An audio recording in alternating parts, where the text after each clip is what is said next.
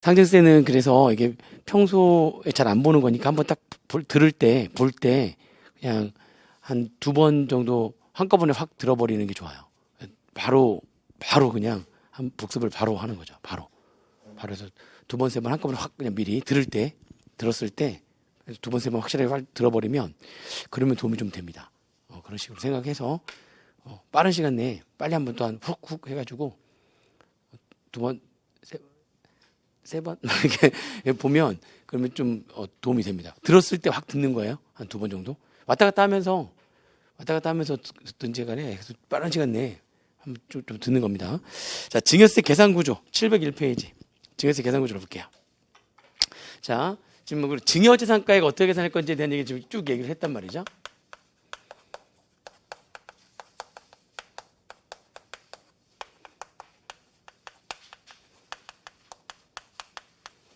증여재산가액 계산을 해요.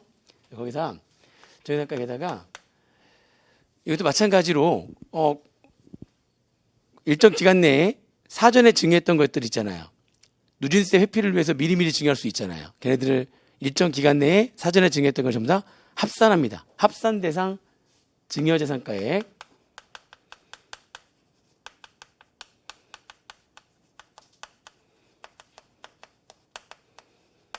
이걸 합하는 거거든요. 합산 대상 증여재산가액을 합해가지고 한꺼번에 계산해요. 한꺼번에. 이 합산 대상 증여재산가액이 뭔지 좀 이따 또 보도록 하고요. 그래서 합한 다음에 비과세가 되는 거랑 과세가액 불산입되는 거는 빼고, 비과세 되는 것들은 뭐 국가로부터 받았든지 간에 뭐 이런 것들이 있어요. 비과세 되는 거. 그 다음에 불산입 같은 경우에 과세가 불산이니까 비과세가 있습니다. 좀 내용 좀 보도록 하고요. 그 다음에 상속세랑 비슷해요. 비과세 불산이 뺀 다음에 상속세에서는 과세가액 공제해가지고 공과금, 채무, 장례비용. 그죠? 근데 이건 증여니까 장례비용 관계없죠. 장례비용 관계없고 공과금 관계없고요. 내가 증여받은 재산 있잖아요. 이 증여받은 재산에 얹어져 있던 채무. 내가 토지를 증여를 받았는데 그 토지가 사실은 아버지가 그 토지를 A한테 빌려주고 보증금 받은 게 있는 거예요. 토지가 지금 시가 10억짜리인데 보증금이 지금 4억이 있는 거죠. 그래서 아버지한테서 내가 지금 토지 10억짜리를 증여받으면서 아버지가 야, 그 보증금 나중에 기간 끝나서 갚을 때 네가 갚아라. 토지 10억 내가 줬으니까. 무슨 말인지 이해되시죠? 그리고 우리가 부담부 이제 증여를 받을 부담한 채무 인수액이잖아요. 그러면 부담부 증여. 그래서 채무 인수액이라고 하는 겁니다. 그래서 부담부 증여 시에 채무를 인수한 금액. 그러면 10억짜리 받았지만 채무 인수한 금액이 4억이라면 내가 증여받은 금액은 6억이니까 부담부 증여라고 하는 거잖아요. 그걸 보고 부담부 증여 시에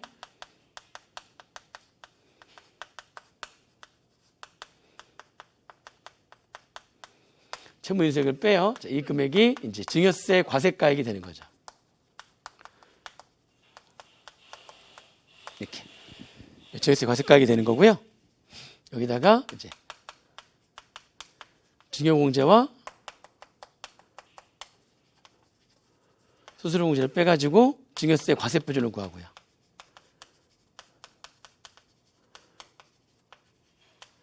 지금 이 증여세는 일반적인 증여세에 대한 얘기입니다. 일반적인 증여세에 대한 얘기. 그러면 증여세 과세표준 구했으면 그 다음에 이제 세율 곱하는 거죠. 그래서 여기다 이제 세율 똑같습니다. 세율 곱해가지고 산출세 구하고 거기다가 똑같아요. 세대 생략 가산액 아까 봤었잖아요. 세대 생략 가산 상속세랑 똑같습니다. 세대를 생략하고 증여를 했다면 30% 할증하고 두 가지 요건을 모두 충족했다면 미성년자고 20억 원 초과하면 40%를 할증하는 거죠. 세대 생략 가산액 이걸 더해서 산출세액의 합계 금액을 구하고 이렇게 산출세 합계 금액을 구하는 겁니다. 그 다음에 여기 합산 대상 증여재산가액 과거 증여했던 거 합산했잖아요. 그때 당시 증여세 낸 거 있잖아요.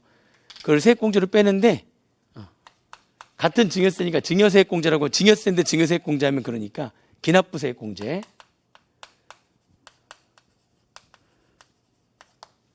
라고 하는 거고요. 그때 기납부세액공제는 이거 상속세에서 공부했던 거랑 똑같아요. 그때 합산됐던 증여재산가액에 대한 증여세 산출세액을 납부세액이 아니라 그때 당시에도 뭐 신고세액 공제 받았을 거 아닙니까?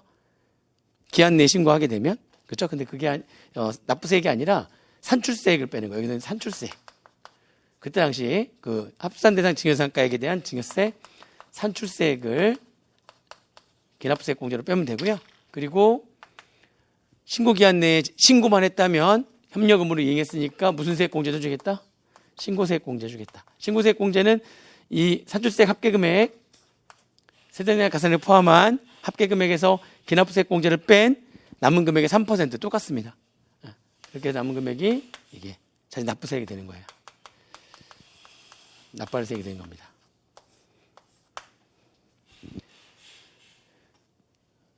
똑같아요. 여기 과세 표준 얼마 미만이라면 또 과세 최저한이라고요. 50만 원 미만이면 과세 최저한 되는 거고요. 수수료 공제 똑같습니다. 수수료 공제. 부동산하고 서울하골도품은 전체 부동산 다 합해가지고 500만 원 한도, 서울하골도품 전체 서울골도품 합해가지고 500만 원 한도. 그죠? 비상장 주식이라면은 평가기관과 비상장 주식 수별로 각각 1,000만 원씩을 한도. 증여공제는 아까 이미 봤었죠? 증여공제는 두 가지가 있었습니다. 증여재산공제와 재해손실공제. 아까 증여재산공제 설명드렸고요. 똑같아요. 이렇게 똑같이 되는데 여기에서 이제 봐야 될 게 뭐냐면은 여기서 봐야 될 게 요거 합산대산 증여상가액 요거 하고요.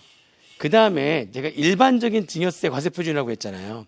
일반적인 증여세 과세표준은 이렇게 되는 건데 이게 증여가 종류가 굉장히 많잖아요. 완전 포괄주의다 보니까 증여가 종류가 굉장히 많거든요. 그래서 그 증여의 종류별로 증여세 과세표준 계산이 조금 달라요. 일반적인 증여세 과세표준은 좀 요 과정을 거쳐가지고 계산하는데 특이한 경우가 좀 있어요. 특이한 좀 변칙적인 그런 특이한 경우에 증여세 과세표준 계산은 조금 다릅니다. 그래서 그거 좀 알려드리려고 하는 거예요. 자, 먼저 첫 번째가 합산대산 증여상가액. 일반적인 계산 구조는 지금 사국세랑 거의 비슷한데 합산대상 증여상가액이 뭐냐?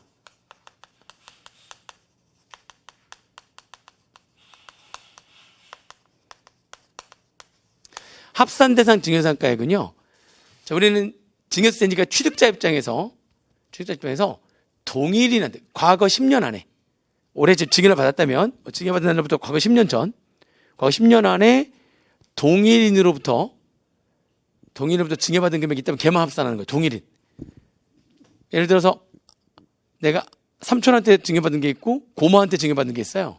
예전에 삼촌한테 증여받은 게 있는데 이번에 고모한테 또 증여받았거든요. 그러면 오늘로부터 과거 10년 안에 고모한테서 증여받은 금액이 있다면 걔를 합산하는 겁니다. 동일인한테서 증여받은 것만. 합산대상 증여상가액은 일단 동일인한테서 증여받은 거. 몇 년 내? 10년 내. 10년 내에 동일인한테서 증여받은 거. 그리고 그 금액이 1,000만 원 이상이어야 돼요. 동일인한테서 증여받은 금액 일정 기간 내인데 10년 내에 동일인한테서 증여받은 금액 그 금액이 얼마 이상이어야지만 합산한다고요? 또 1,000만 원 이상이어야지만 합산합니다.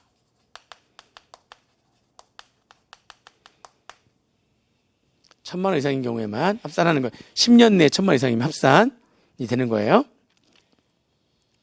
그럼 예를 들면 지금 내가 아버지한테 지금 오늘 증여받은 금액이 2,000만 원이 있거든요. 근데 과거 10년 안에 한 3년 전에 600만 원 받은 거 있고 그리고 한 5년 전에 또 500만 원 받은 거 있는 거예요. 500, 600. 합계액이 얼마를 넘어가면. 합계액이 1,000만 원. 이 1,000만 원 이상은 당연히 합계액이 10년 안에 증여받은 금액 합계액이 1,000만 원 이상이면 합산이 되는 거예요. 아시겠어요? 그리고 하나 또 중요할 거. 이때 동일인한테서 받은 것만 합산하는 거잖아요. 아버지한테 오늘 증여를 받으면 오늘로부터 10년 내에 과거 전 10년 내에 아버지한테서 받은 거. 그러니까 할아버지한테서 받은 건 합산하면 안 돼요. 동일인한테서 받은 건 합산하는데 그때 그 동일인한테서 받은 거를 합산할 때 나한테 증여한 자가 직계 존속이면 그러면 그 배우자를 포함합니다. 즉 아버지한테서 받은 거라면 과거 10년 안에 배우자를 포함하니까 아버지와 어머니한테서 받은 걸 합산하는 거예요. 자, 할아버지한테서 받으면 동일인한테 받는데 증여자가 누구일 때는요? 증여자가 직계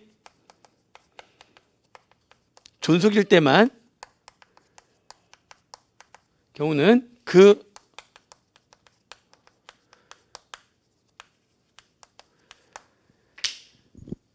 아버지한테서 받은 거라면 과거 10년 안에 아버지하고 어머니한테서 받은 걸 합산하는 거고요.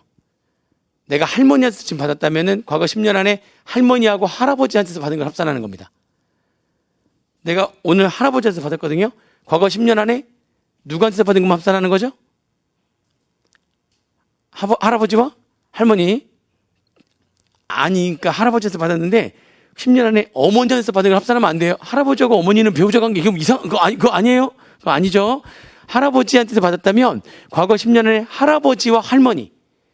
아버지한테서 받았다면 과거 10년 안에 아버지와 어머니 한테서 받은 금액이 합계가 얼마 이상이면 1,000만 원 이상이면 합산. 자, 주의할 거는 직계 존속만 배우자를 합산하는 거예요. 배우자도 동일로 보는 거예요. 예를 들면 내가 고모한테서 받았어요. 고모한테서 오늘. 그럼 과거 10년 안에 고모와 고모부한테서 받은 거 합산 안 해요. 누구일 때만 합산하는 거예요. 직계 존속. 고모는 직계 존속 아니잖아요. 직계 존속 아버지, 어머니, 할머니, 할아버지. 직계 존속인 경우에만 그 배우자를 동일에 포함시키는 겁니다.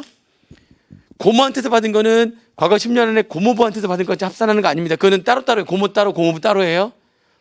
누구일 때만 합산하는 거예요. 직계 존속인 경우에만 그 배우자를 동일에 포함시키는 겁니다. 합산 대상 이해되시죠? 자, 근데 이거 할 때 언제나 봐야 될 게 뭐냐면은 좋아요. 이건 이제 합산을 해서 한꺼번에 계산하는 거예요. 계산 어떻게 할 건지 문제 풀면서 정리를 한번 해볼 건데 다음의 것들은 이거를 누구한테서 받았는지 애매한 경우, 누구한테서 받았는지 애매한 경우가 있어요. 합산 배제 증여자산가액이라고 해서 합산 배제 증여자산.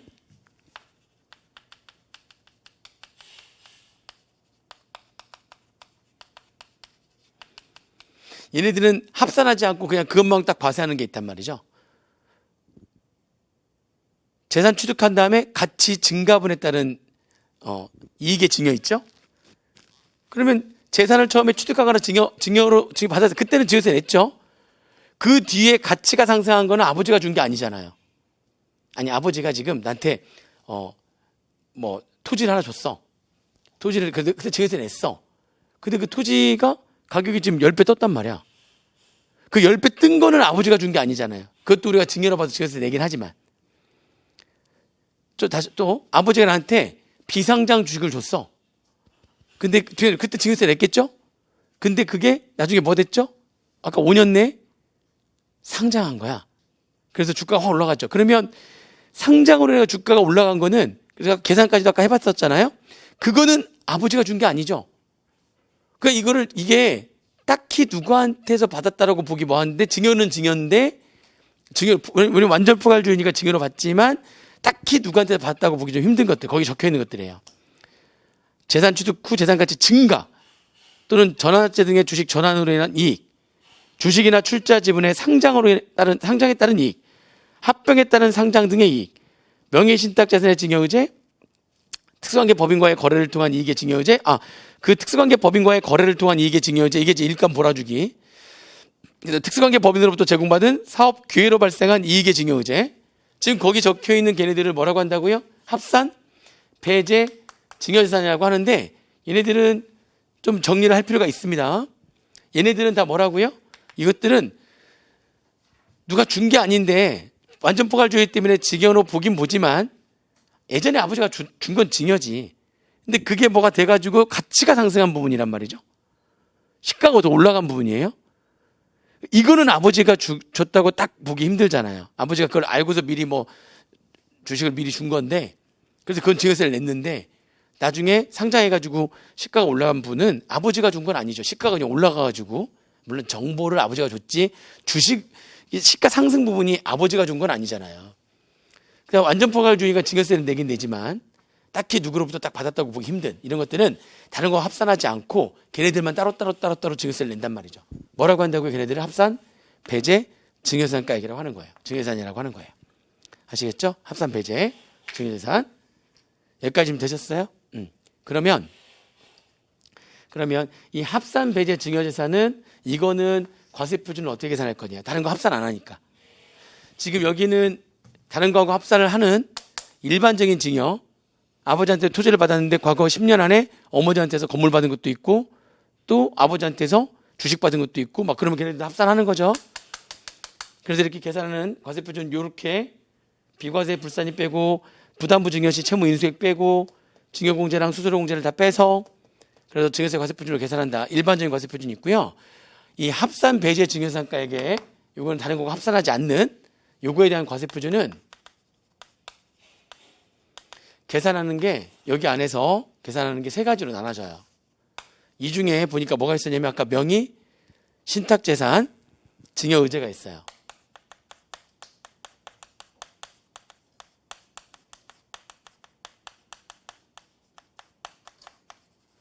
이 얘기 나왔으니까 명의신탁재산, 증여의제가 뭔지 여기 설명 잠깐 드리고 갈게요.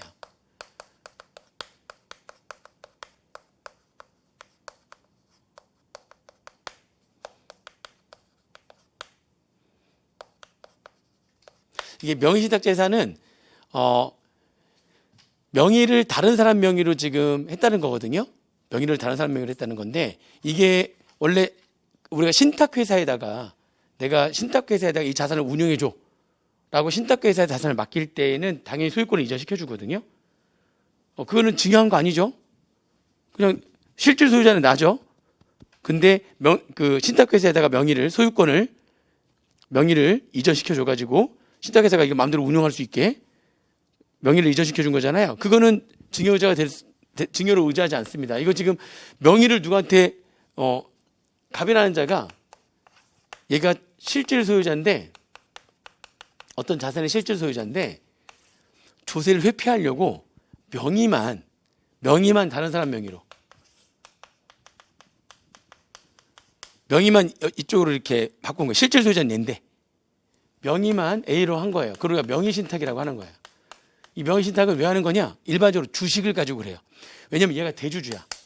어떤 회사의 대주주면 대주주가 되면은 여러 가지 불이익이 있습니다. 대주주는 나중에 주식을 팔 때에도 대주주는 과세가 되고요.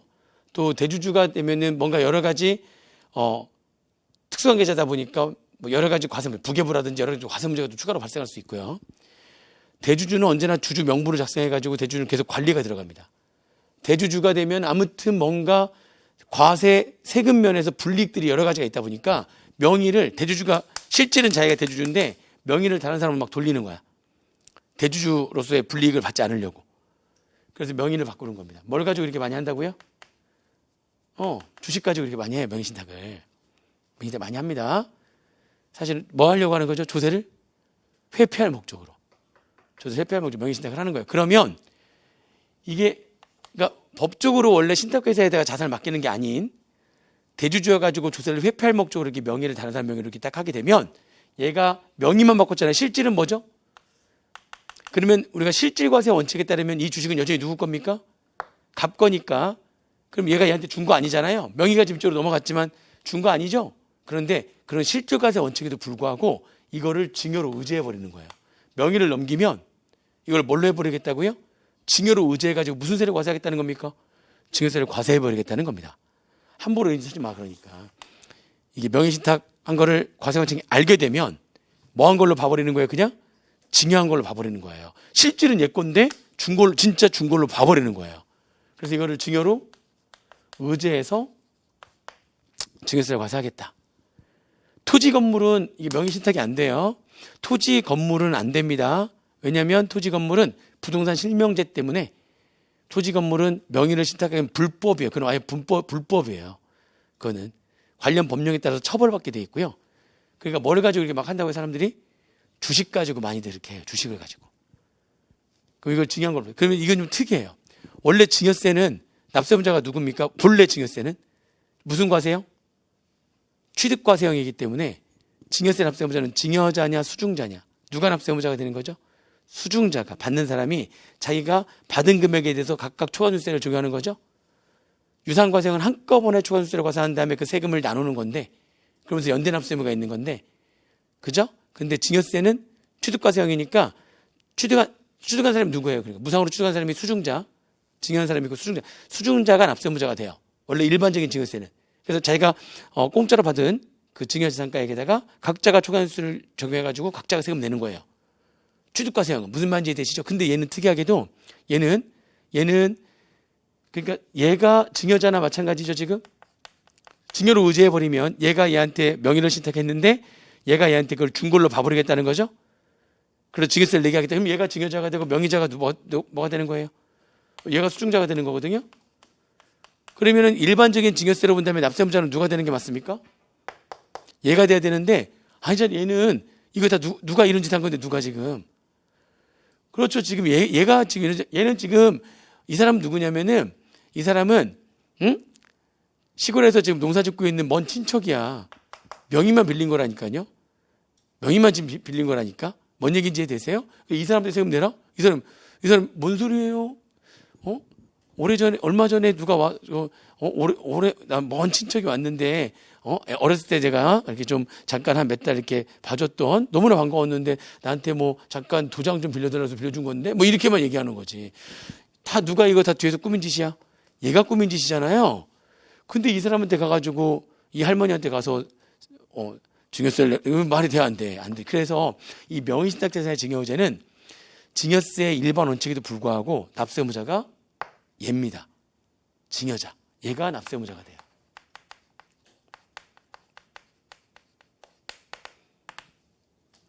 얘가 납세의무자가 돼요.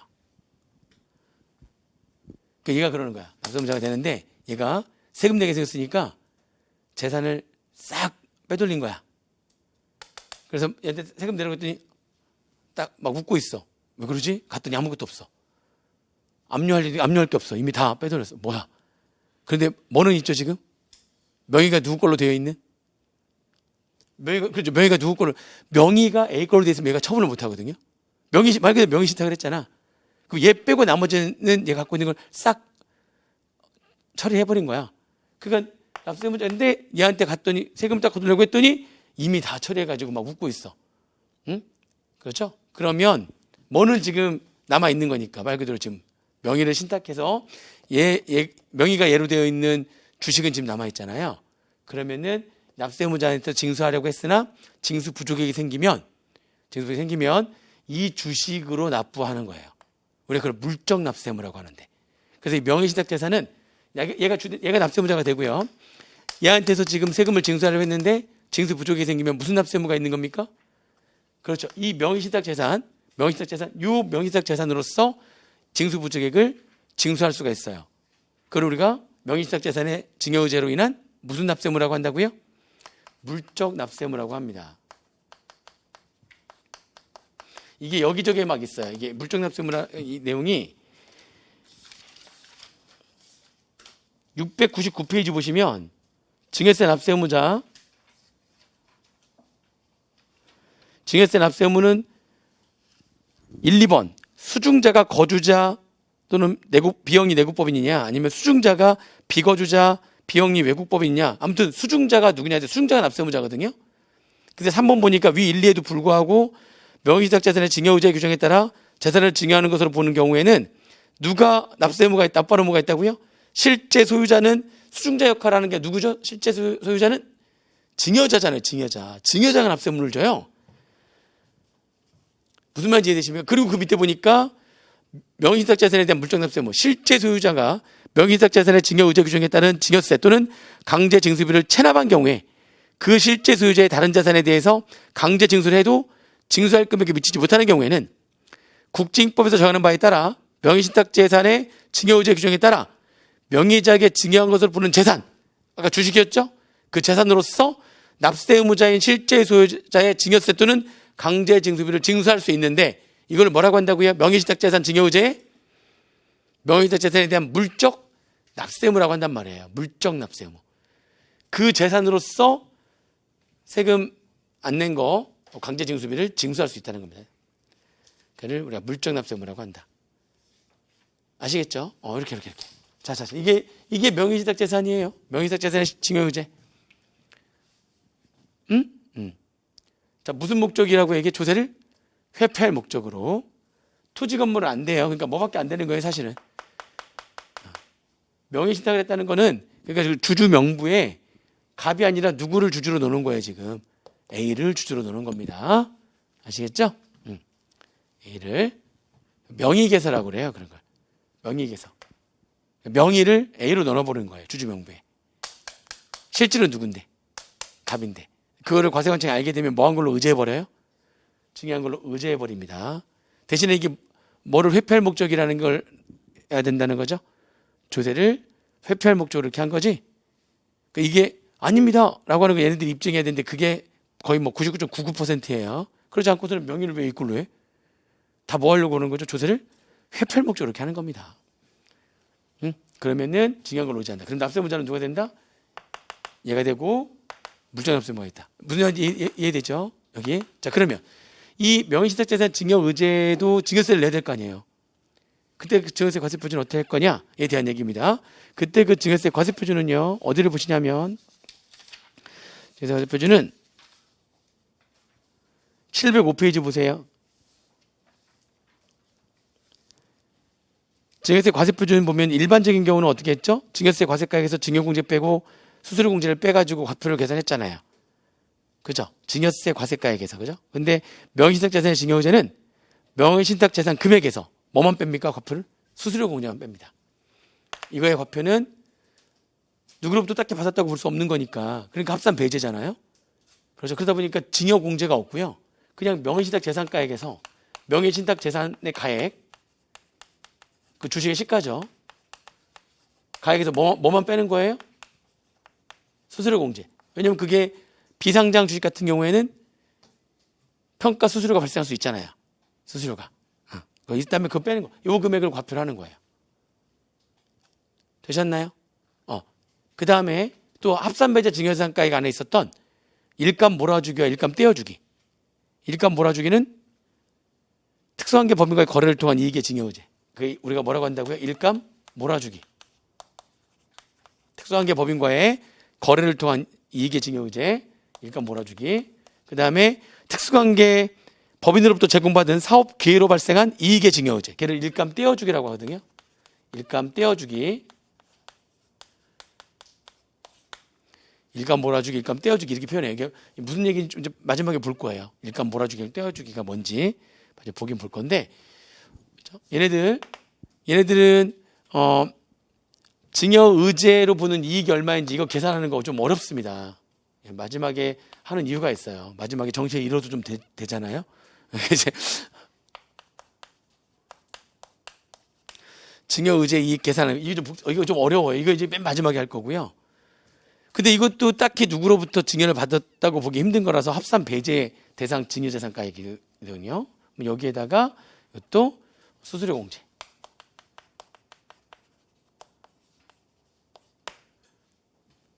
뺀 금액을 과표를 하는 겁니다. 그러면 얘하고 얘를 뺀 이거 이외의 합산 배제 증여재산에 대한 거는 이거 이외의 합산 배제 증여재산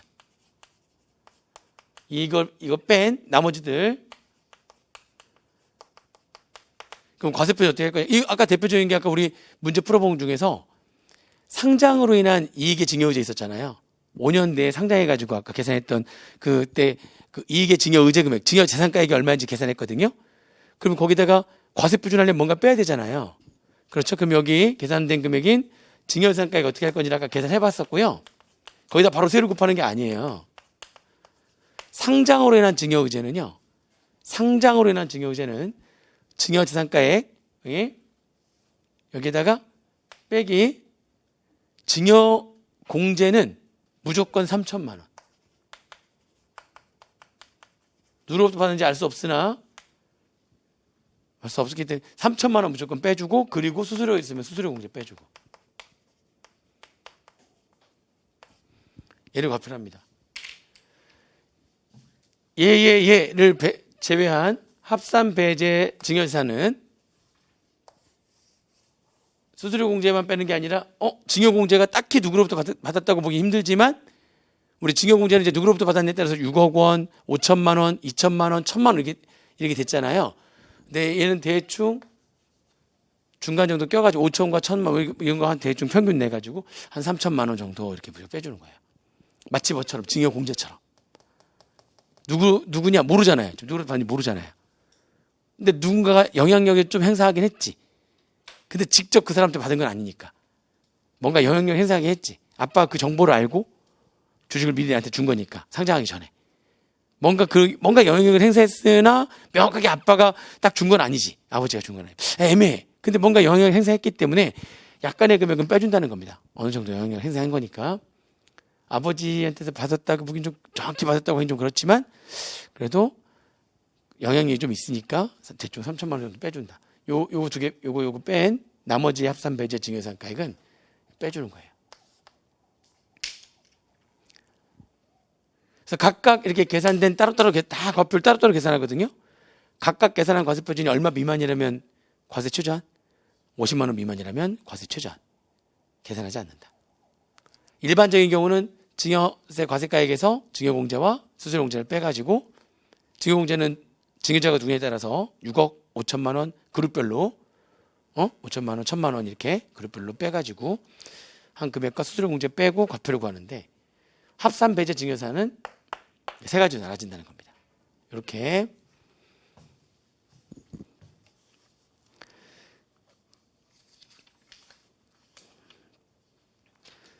비과세랑 과세가액 불산입은 그냥 보세요. 비과세나 과세가액 불산입은 쭉 보시면 됩니다. 과세가액 불산입은 뭔가 공익 법인에 출연한다거나 공익 신탁에 맡긴다 뭐 이런 것들인 거고, 비과세는 뭐 국가로부터 증여를 받았거나 정당이 증여를 받았거나 뭐 이런 것들, 그런 것들이 비과세가 되는 것이고,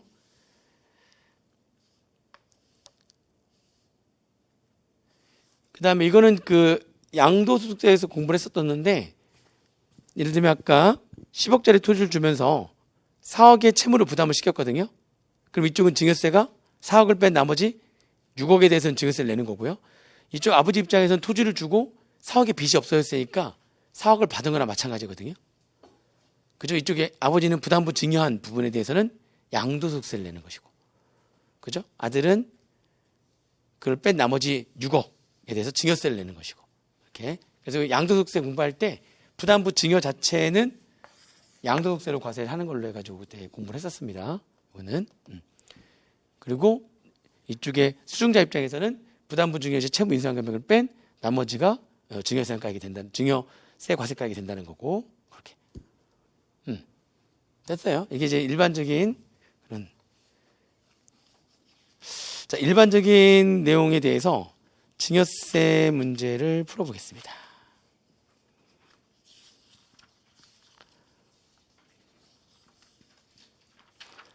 자, 9번 문제랑 9번하고 10번하고 두 개를 풀어볼게요. 9번하고 10번. 9번하고 10번입니다. 다음은 거저 의뢰 2021년도 증여세 신고 및 양도 관련 자료다. 다음 자료를 이용해서 물음에 답하시오. 다만 2021년도 이전에는 다음 자료 이외에 양도 및 증여는 없었다. 보니까는 지금 자료가 쭉 나와 있고요. 넘겨보시면 요구사항이 1번이 자료의 1, 2, 3, 4번을 이용해서 의뢰 증여세 납부세 계산 과정을 다음과 같은 답안 양식에 따라 제시하시오. 다만 증여세는 법정 신고 기한 내 신고 및 납부를 다 했대요. 그럼 신고세 공제 지금 해줘야 된다는 거죠? 그렇죠? 그래서 거기 3월 5일, 4월 7일, 5월 10일, 6월 1일 쭉 나와 있네요. 그래서 표를 만들어 놔야겠네요. 지금 그 표에다가 쭉 지금 해야 되는 거니까.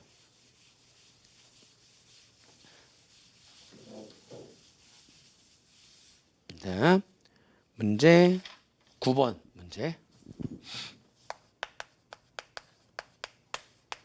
요구사항 1번. 표 만들어 놓고 이제 근거가 필요한 것들은 밑에 따로 이제 근거를 적어주면 되는 거니까 구분 해가지고 먼저 뭐부터 적냐면 증여세 과세가액.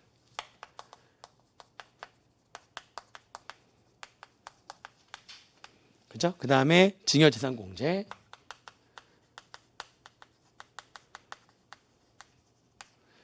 그죠? 그리고 감정평가 수수료공제.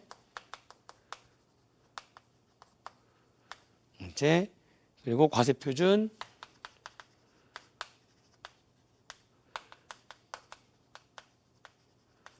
한조세. 그리고 납부세. 네. 그래서 지금 날짜별로 쭉 있어요. 2021년도 3월 5일, 2021년도 4월 7일, 그렇죠? 2021년도 5월 12일, 2021년도 6월 2일. 이렇게. 날짜별로 지금 쭉 보는 거예요. 지금 자료 1, 2, 3, 4번 날짜별로 보는 거예요. 자, 먼저 앞에 내용 볼게요. 1번. 3월 5일 날 할머니로부터. 그러니까 이거 이전에는 2021년 이전에는 뭐 징계받은 게 없어요. 처음 이제 2021년도에 뭔 일이 났는지 아무튼 막 사람들이 다 나한테 주기 시작하는 거야. 2021년도에 와서 3월 날 할머니로부터 얼마를 받았어요? 1,500만 원 받았잖아요. 그러면은 그냥 1,500만 원이 징계상각이 되는 거고 이렇게 하시면 되겠네. 근데 할머니한테 받았으니까 5천만 원 지금 나이를 좀 보면은 30세잖아요. 내가 지금 미성년자가 아니죠. 그래서 직계 존속으로부터 지금 처음으로 받았으니까 5천만 원까지 징역상 공제가 돼야 될 거 아닙니까? 근데 1,500만 원이니까 1,500만 원 일단 공제. 할 거 없어요. 과표 빵, 사주세 빵, 납부세 빵. 끝났네요. 자, 4월 7일 날 어머니로부터 토지, 공시지가 2억 5천만 원, 시가 3억 5천만 원 징여받고 토지에 대한 은행 차입금 5천만 원을 본인이 부담하기로 한 거예요. 지금 무슨 말인지 이해되시죠? 지금 채무를 내가 부담하기로 했어요.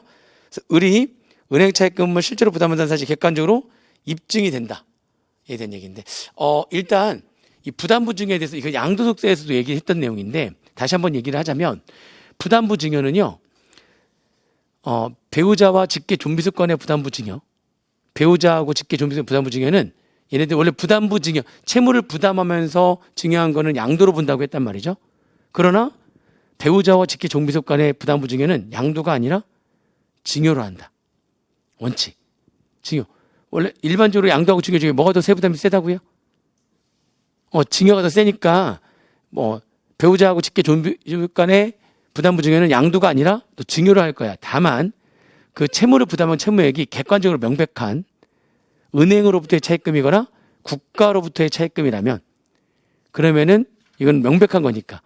아니 그러니까 이런 거죠. 내가 지금 토지를 지금 10억짜리를 아들한테 증여하려고 그러는데 일반적으로 증여세가 더 세니까 아들한테 증여하려고 하는데 양도소득세가 더 세금이 낮으니까 조용히 친구를 불러가지고 야, 너 나랑 계획 좀 맺자. 그래가지고 내가 너한테 10억 빌렸다고 하자.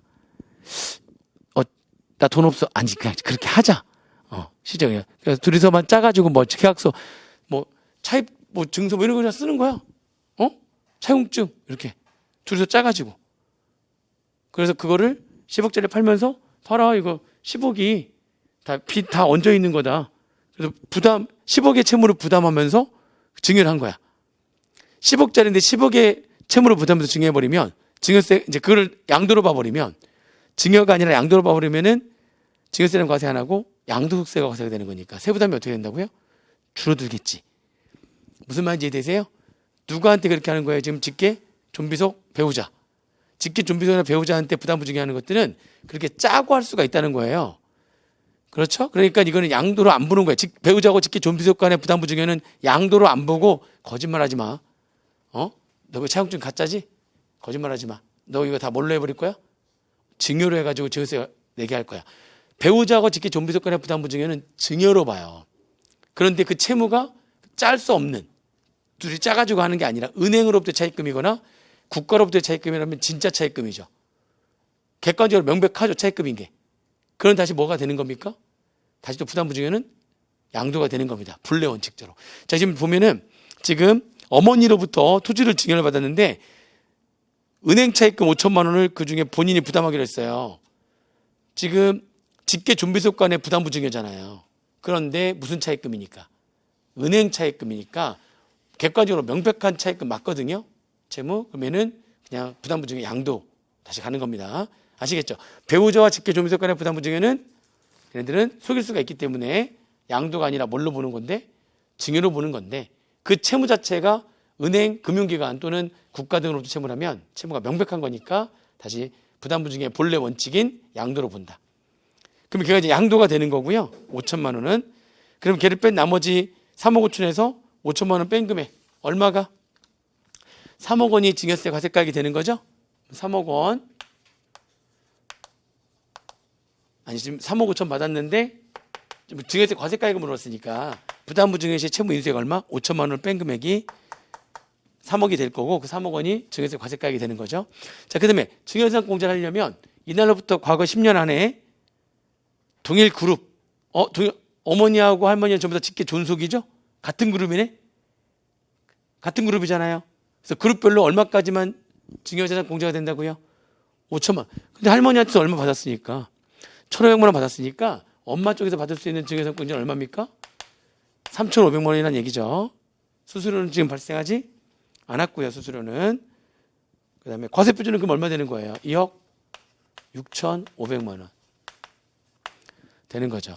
그래서 여기 산출세 계산하시면 되고 우표 1번 산출세 계산하면 되잖아요. 산출세액은 2억 6,500만 원이니까 거기 세율표니까 1억과 2억 사이에 있는 거니까 1,000만 원 플러스 1,000만 원 추가하는 금액 20%.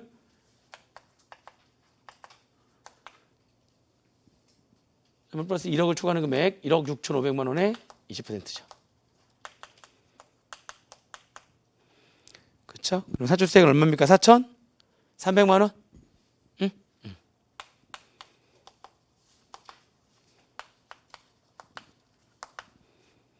그다음에 납부세액은 기한 내 신고 납부했으니까 뭐 해줘야 되는 거예요 지금?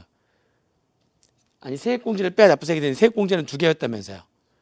합산대상 증여상가액으로 인한 미리 납부한 증여세 산출세액하고 그다음에 신고 세액공제. 지금 합산한 거 없잖아요. 지금 이것만 가지고 했으니까 어머니한테 받은 것만 가지고 했으니까 신고세액공제 4,300만 원에 3%죠. 그러니까 뺄 게 없으니 3%. 국토 2번은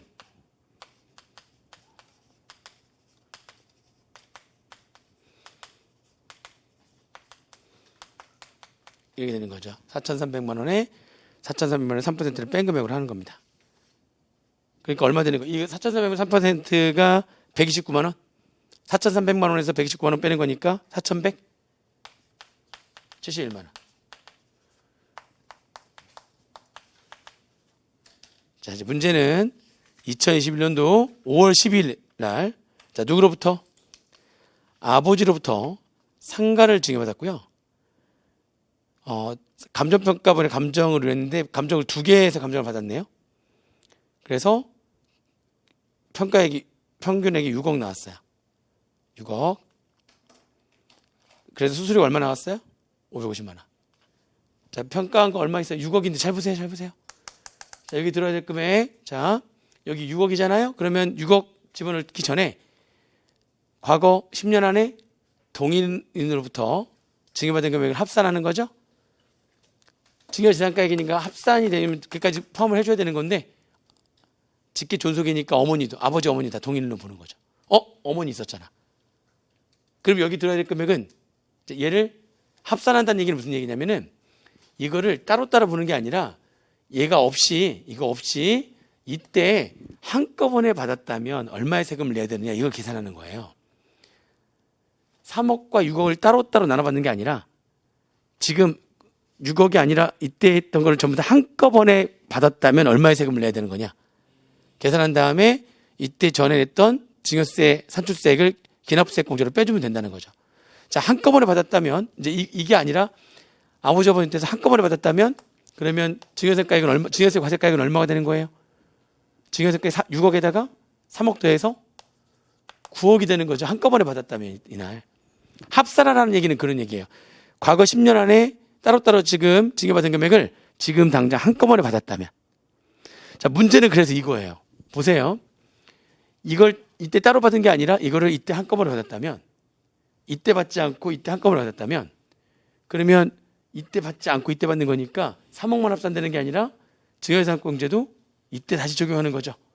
이때 받은 게 아니라 5월 12일 날 한꺼번에 6억 3억 합계 9억을 받았다면 이때 안 받고 5월 10일 날 받은 거니까 이때 여기 증여재산공제도 여기 들어와야 되는 거예요. 이렇게 한꺼번에 받았다면 이라고 해서 세금을 다시 계산하는 거예요. 이때 안 받고 5월 12일 날 한꺼번에 받았다면 그러니까 이때 증여재산공제도 같이 들어오는 거죠. 그리고 수수료공제는 감정평가를 했는데 550만 원 들었으니까 얼마를 한도를 한다고 했죠? 부동산이면 500만 원 한도를 하는 거죠. 500만 원. 그래서 한꺼번에 받았다면 과표가 얼마 되는 거냐면 이때 9억에서 4천만 원 빼는 거니까 얼마 되는 거예요? 8억 6천만 원이 과표가 되는 거고요. 그걸 가지고 산출세액을 계산하면은 산출세액은 5억과 10억 사이니까 9천만 원 플러스 5억을 초과하는 금액인 3억 6천만 원에 그렇죠? 30% 이렇게 하면 산출세액이 일단 나오는 거고요. 일단 자 보세요. 산출세. 그래서 산출세액이 얼마냐면은 1억 9,800만 원이고요. 그리고 납부세액은 잘 보세요. 곱표 4번. 여기 납부세액은 지금 합산됐잖아요. 지금 여기. 그러면은 합산된 4월 7일 날에 뭐를 기납부세액 공제로 한다고요? 산출세액을 납부세액이 아니라 이때 당시 산출세액을 기납부세액으로 한다고요. 기납부세액 공제를 한다고요. 그러니까 여기 들어야 될 납부세액은요. 산출세액인 1억 9,800만 원에서 빼기 합산된 이 금액에 대한 산출세액은 얼마? 4,300만 원을 빼고요. 그죠? 그 다음에 빼기 기한 내 신고했으니까 또 신고세액공제. 신고세액공제는 예에서 이거 뺀 금액 1억 9,800만 원 마이너스 4,300만 원에 이거에 몇 퍼센트? 3% 금액을 신고세액공제를 빼는 거니까 여기 들어가야 될 금액은 1억 9,800에서 4,300 빼고 얘 3% 곱한 금액을 또 빼고 그러면 그게 납부세액이 되는 거죠. 계산해보면 납부세액이 얼마 되는 겁니까? 1억 5,035만 원 되는 거죠. 무슨 말인지 이해되시죠 지금? 자, 합산한다는 건 무슨 의미라고요? 그 전에 4월 7일 날 따로 증여한 게 아니라 5월 12일 날 얘랑 5월 12일 날에 증여한 걸 한꺼번에 증여한다면 이라고 해서 세액을 다시 계산하는 거예요. 그러니까 이게 없이 이때 한꺼번에 한 거니까 그렇게 가정하는 거니까 이때 3억도 합산되고 3천억도 합산돼 가지고 이때 세액을 다시 계산하는 거고요. 그 전에 이때 냈던 산출세액을 기납부세액 공제로 빼고 기한 내 신고했으니까 신고세액 공제 또 3% 빼고 해서 나머지 금액을 납부세액을 한다. 자, 그 다음에 6월 2일 날 배우자로부터 토지를 증여받았는데 그거를 토지가 얼마였어요? 지금 6월 1일 날 배우자로부터 시가 7억짜리 토지를 증여받았어요. 그러면 과세가액은 7억 들어오는 거고요. 일단 배우자로부터 증여받았으니까 증여재산공제가 얼마 되는 겁니까? 6억 되는 거고요. 수수료공제 지금 다른 수수료공제는 지금 없고요. 과표는 그러면 1억이네요. 산출세액 딱 1억이니까 산출세액은 딱 1,000만 원. 이것도 바로 되겠다. 왜냐하면 3%가 신고세액 공제니까 3% 30만 원이네요. 그러면 970만 원이 납부세액이 바로 되는 거죠. 이렇게. 여기까지 되셨어요? 1번에 2번 갑니다. 2번. 자, 2번은 4번하고 5번을 이용해서 해당 토지의 양도소득세 납세 의무자를 기술하고 양도차익, 양도소득금액 및 양도소득 과세표준을 다음과 같은 답안 양식에 따라 제시하시오. 4번이 이제 배우자로부터 지금 토지를 시가 7억짜리 토지 증여받았는데 배우자로부터 증여받은 토지를 다시 얼마 안 있다가 제3자한테 또 팔은 양도 뭐죠? 이거 우리가 배우자한테 증여하고요.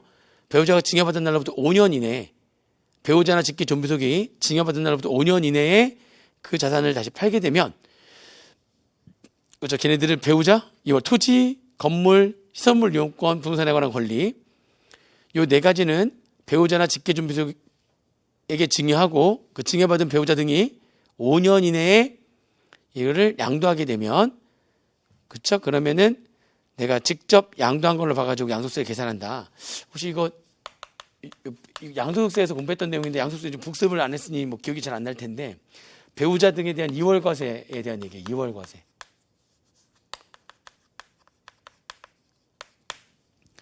배우자 등의 이월과세. 지금 여기가 지금 누구냐면 지금 을이라는 자가 배우자로부터 을의 배우자로부터 을이 증여를 받았죠. 그래서 이때 증여받아가지고 증여 산출세액이 얼마였냐면 증여 산출세액이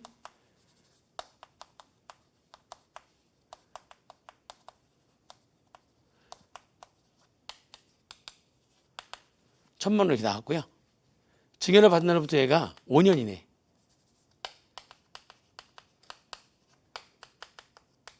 누군가한테 양도를 한 겁니다. 제3자에게.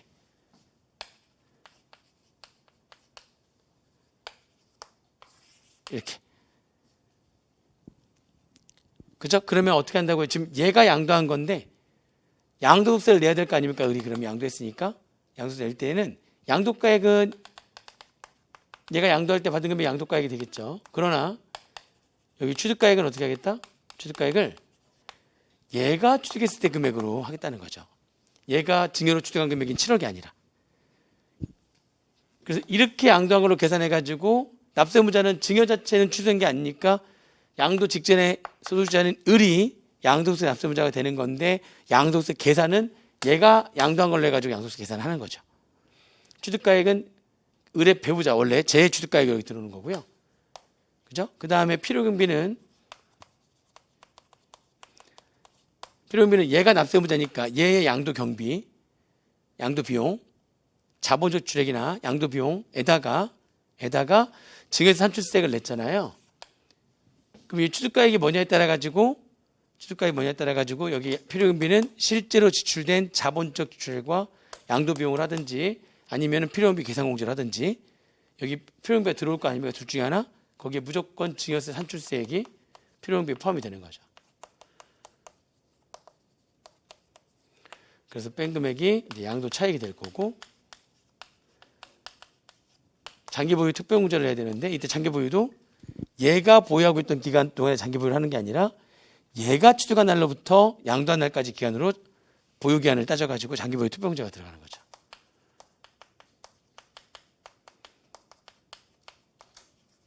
이게 빼면 이게 양도 소득 금액이 되는 거고, 그죠? 여기서 양도 기본 공제를 빼게 되면 과세 표준이 구해지는 거고, 뭐 이렇게 가는 거죠. 이게 배우자 등에 대한 이월과세 문제죠. 다시 내용으로 돌아와 볼게요. 이때 양도소득세 납세무자는 얘라니까요, 얘. 왜냐면 이 증여 자체가 취소된 게 아니기 때문에 양도 직전 소유자는 계속 을이죠. 이 요구사항 2번에서의 얘가 납세무자예요. 양도소득세 납세무자는 을이에요.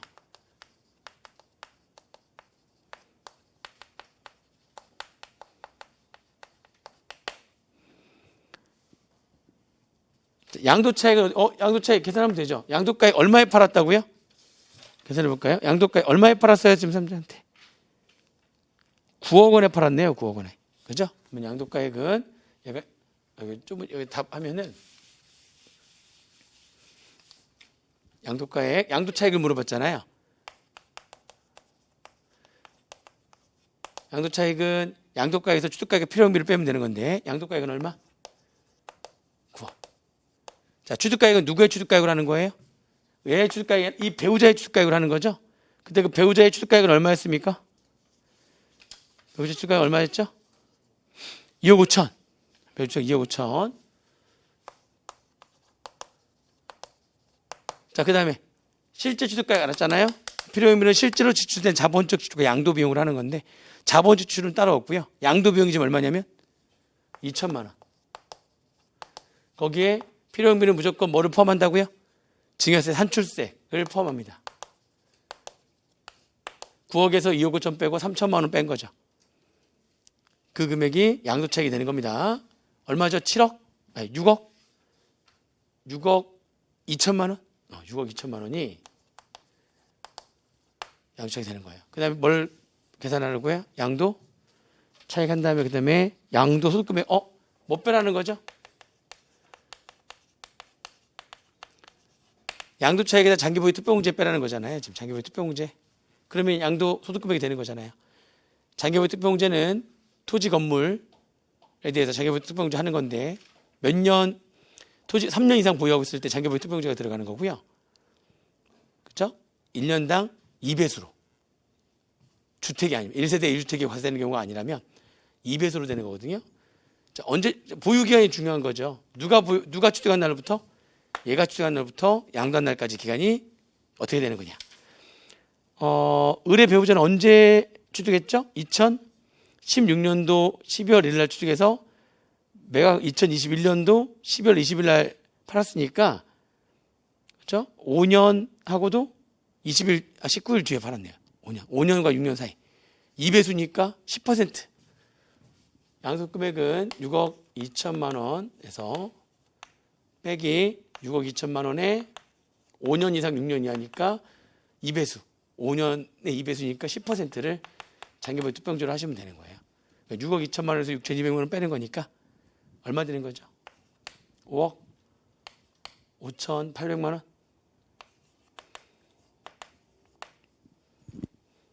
응? 그래서 과세표준은 거기서 이제 뭐 빼면 돼요? 양도소득 기본공제는 얼마예요? 그룹별로? 250만 원 빼는 거니까 과표는 거기서 250만 원 빼면 되죠. 5억 5,800에서 250만 원 빼는 거니까 5억 5,550만 원. 그러면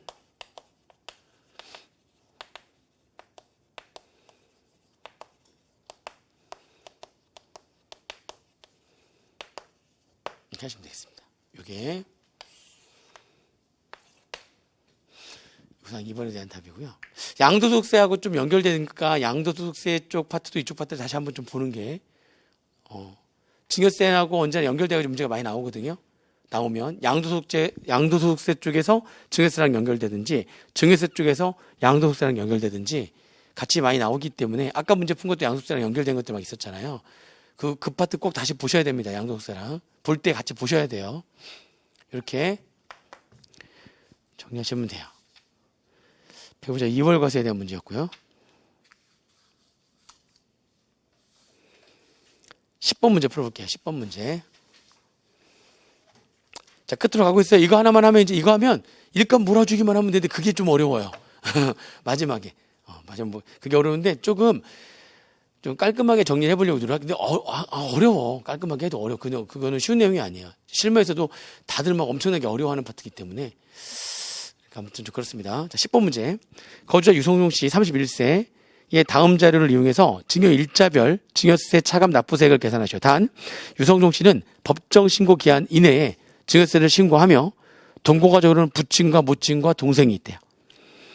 자, 3월 2일 날 다음에 거래를 행했대요.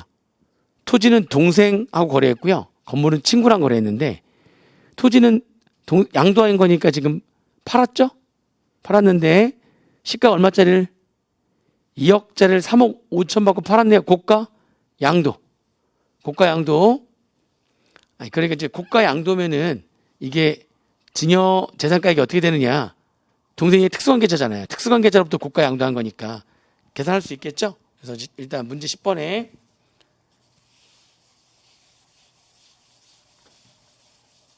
자, 증여세 날짜별로 이제 갑니다. 3월 2일인가요? 3월 2일 날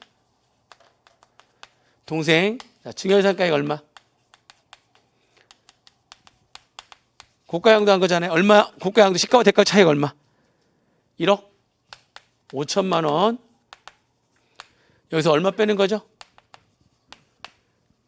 시가의 30% 2억, 시가가 2억이잖아요. 2억에 30%와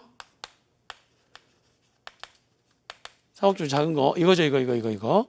그럼 증여재산가액은 9천만 원 되는 거예요. 9천만 원. 증여재산가액 9천만 원. 6천만 원 빼는 거니까 증여재산가액은 9천만 원 되는 겁니다. 그렇죠? 자, 그다음에 그럼 이게 증여재산가액이 돼요. 증여세 나머지 없으니까 이게 뭐 증여세 과세가액이 되거든요. 거기다 이제 동생 한테서 받은 거니까 뭐가 들어가죠? 공제, 증여재산 공제 들어가야죠. 증여세금 공제는 동생이니까 증여세금 공제는 얼마가 되는 겁니까? 1,000만 원. 그래서 과세표준 얼마? 8천만 원.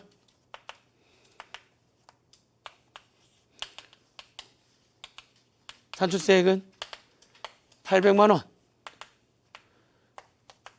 그죠? 그리고 뭘 구하라고 그러죠? 날짜별로 증여세 납부세액을 지금 증여일자별로 차감 납부세까지 구해야 되는 거네. 여기서 신고세공제 빼줘야 되는 거니까 3%. 얼마야? 24만 원? 3% 빼면 24만 원. 따라서 납부세가 얼마 되는 거예요? 800만 원 해서 3% 24만 빼는 거니까 776만 원이 납부세액이 되는 거죠. 그리고 친구랑도 거래를 했어요. 친구랑도 거래를 했는데 친구랑 거래한 거는 시가 5억짜리를 3억에 매입을 했네요. 양수 매입을 한 거죠. 그렇죠. 자, 그러면은 친구한테 거래하는 거 일단 시가와 대가의 차익이 2억이잖아요. 그 2억 금액이 먼저 요건을 따져봐야 되는 건데 이렇게 할까요? 요건 2억이 시가인 얼마? 시가가 5억이었잖아요. 그거에 이게 5억에 이렇게 표현할까요? 이게 5억에 30% 이상이냐?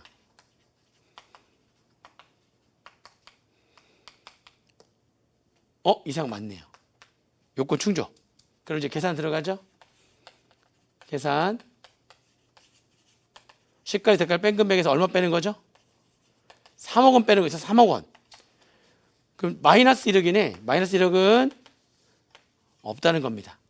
친구로부터 증여받은 금액은 없다는 거예요. 되셨죠? 자, 그 다음에 2번 모친으로부터 4월 5일 날 주식 1억 원 증여받은 후에 6월 5일 날 다시 반환했대요. 자, 이것도 자, 모친 것도 내용 보죠. 4월 5일 날. 자, 여기 잠깐 들어서 여기 내용 보시면 갑이라는 자가 있는데 갑이라는 자가 A한테 증여를 한 거예요. 증여. 그랬더니 A가 갑한테 야, 됐어. 나한테 무슨 건물이야. 이러면서 됐다면서 반환. 미친 거죠? 아무튼 건물을 줬더니 반환했어. 그러면 이거를 처음부터 증여가 없는 걸로 볼 거냐? 그럼 증여세를 안 내는 거죠? 근데 그게 아니라 얘가 이제 건물 준 거 증여? 또 얘가 이제 반환하는 것도 다시 한테 넘겨줘야 되잖아요. 증여. 양쪽 다 그러면 이것도 증여? 얘가 또 반환하는 것도 증여? 양쪽 다 증여세 과세하게 할 거냐? 반환이 언제 반환되냐에 따라 가지고 이게 증여가 될 수도 있고 안 될 수가 있어요. 그때 이거를 당초 증여라고 하고요. 얘를 반환이라고 하거든요. 첫 번째, 반환이 증여세 신고 기한 내에 반환이 됐다면 증여일이 속한 날의 말일로부터 3개월 이내 신고 기한 내에 반환됐잖아요. 이러면 당초 증여도 그러니까 이건 처음부터 증여가 아닌 걸로 보는 거예요. 당초의 증여도 뭐를 안 내고 증여세 안 내고요. 그리고 반환도 증여세 내지 않습니다.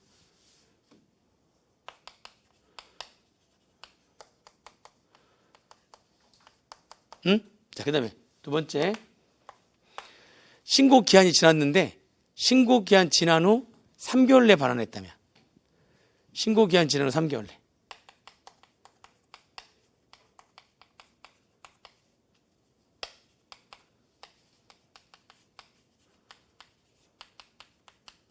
약간 늦었죠? 그러면 당초 증여에 대한 신고 기한은 지났기 때문에 당초 증여는 증여세를 내야 됩니다.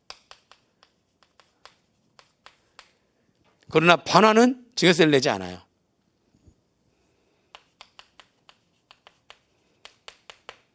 이해되시죠? 근데 세 번째, 신고 기한 지난 후 3개월 지난 다음에 반환하면 너무 늦었죠?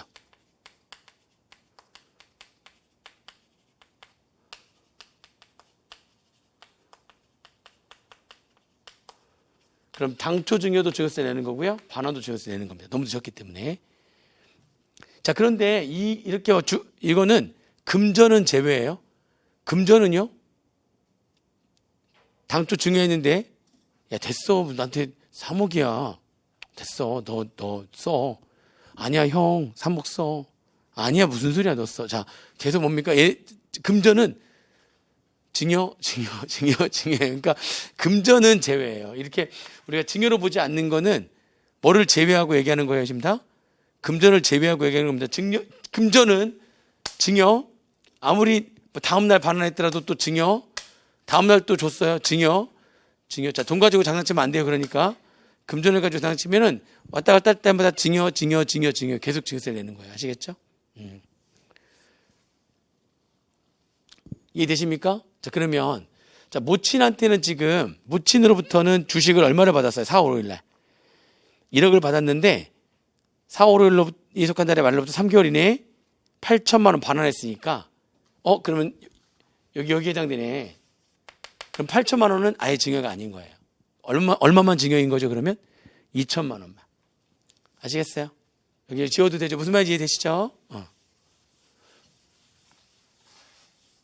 자, 모친한테서 받은 거. 자, 증여 자산가액이 그래서 1억이 아니라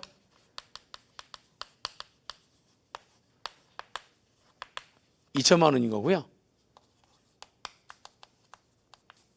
증여 자산 공제해야죠. 모친으로부터 지금 받은 게 지금 2천만 원. 그러면 10년 전 안에, 자, 과거에는 말이 없으면 동생한테 받은 것밖에 없잖아요. 그렇죠? 그러면은 지금 어머니한테 직계 존속으로 받은 건 처음이네요. 5천만 원 공제가 되는 건데 2천만 원 다 공제가 되는 거니까 어머니 쪽에서는 과세 표준 자체가 존재하지 않습니다. 과표 빵. 납부세가 없어요. 3번 배우자로부터 5월 20일 날 배우자로부터 5월 20일 날 비상장 주식을 증여받으면서 은행 차입금 1억 원을 인수하기로 했대요. 뭐예요? 지금 부담부 증여 채무 인수액이 있네요. 비상장 주식 평가를 위해서 국세청 평가심의위원회 수수료를 850만 원 줄였고요. 비상장 주식 평가액은 8억이 자, 그러면 증여자산가액 8억.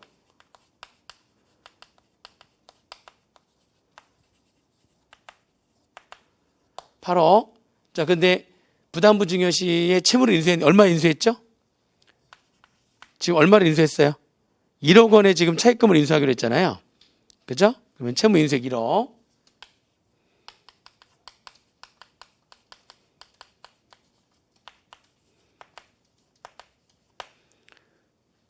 그럼 얘는 지금 증여세 과세가액이 7억이 되는 거고.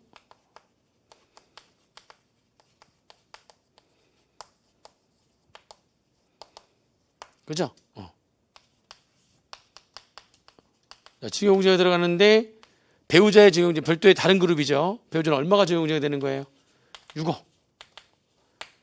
그죠? 그러니까 과표는 얼마 되는 겁니까? 1억. 이게 되는 거예요. 증여공제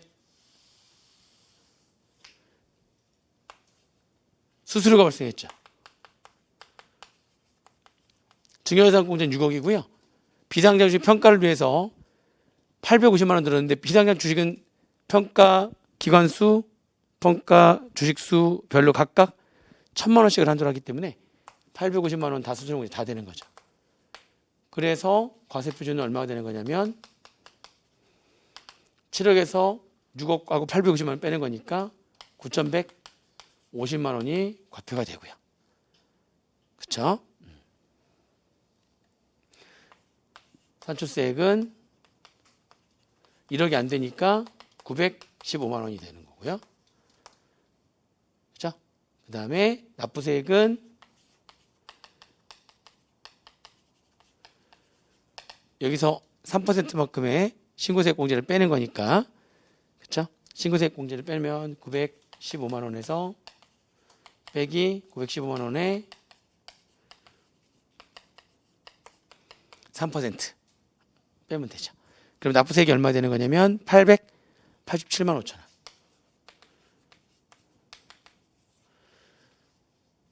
됐죠? 그 다음에 네 번째, 조부로부터, 할아버지로부터 6월 25일 날 상가를 증여받았는데 상가는 감정평가를 했네요. 수수료 공제 또 해야 되겠네요.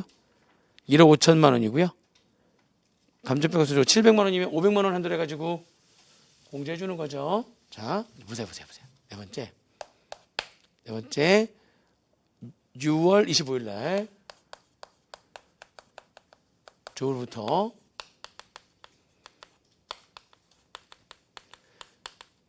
자, 과거 10년 안에 할아버지니까 할아버지 할머니한테 받은 게 없죠. 할아버지나 할머니부터 받은 게 있으면 합산하면 되는 건데 아무튼 증여세가액 할아버지한테 받은 거는 지금 얼마냐면은 1억 5천만 원이고 합산되는 건 없어요. 그죠? 그럼 여기다가 이제 뭐 뺍니까? 증여 재산 공제, 증여 공제라고 증여 재산 공제. 자, 그런데 증여 재산 공제를 할 때는 같은 그룹이 직계 존속이잖아요. 과거 10년 안에 같은 그룹 내에서 공제받는 게 있죠. 동생 아니고 모친 맞죠? 모친 쪽에서 얼마만큼 공제가 됐으니까 2천만 원. 그럼 이제 남은 거 얼마만 공제하면 되는 거죠? 3천만 원. 총 5천만 원 공제가 되는 거니까. 그리고 수수료 공제까지 들어가야 되죠. 수수료 공제는 500만 원 안 들어가는 거니까 700만 원 들었으니까 500만 원. 그래서 과세 표준이 여기서 이거 빼는 거니까 1억 1,500.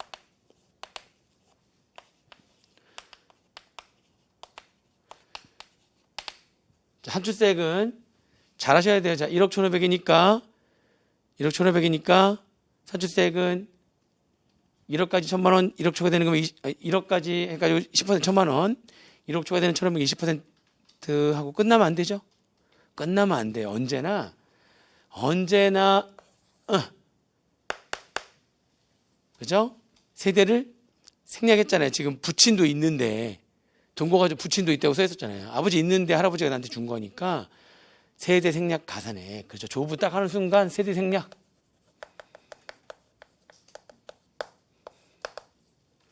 그럼 산출세액은 금액은 크지 않으니까 그래도 세대 생략세으로 30%는 할증을 해야 되잖아요. 그죠? 30%. 그래서 얼마입니까? 1,000만 원에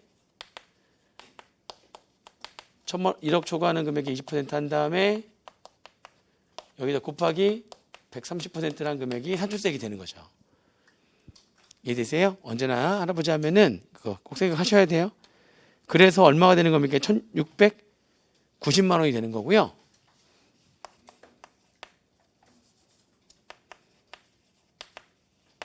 이렇게 690만 원.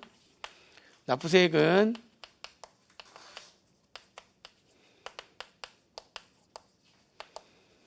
(1,690만 원에서 1,690만 원에 다른 세액 공제 없으니까 할증한 이 금액, 세대생략 가산액까지 포함한 금액의 3%를 빼게 되면 납부세액이 나오는 거죠.